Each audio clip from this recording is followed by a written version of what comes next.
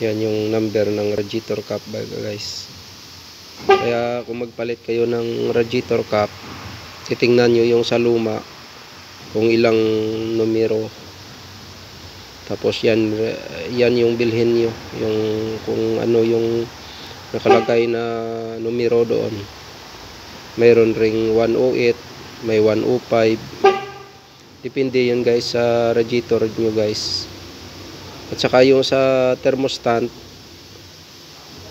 may number yun guys na 86.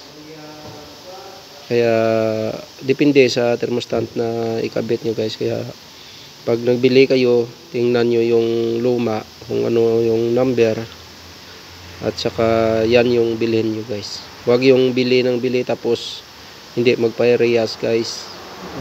Hindi rin mag-match yung pressure nila. Thank you guys, thank you for watching.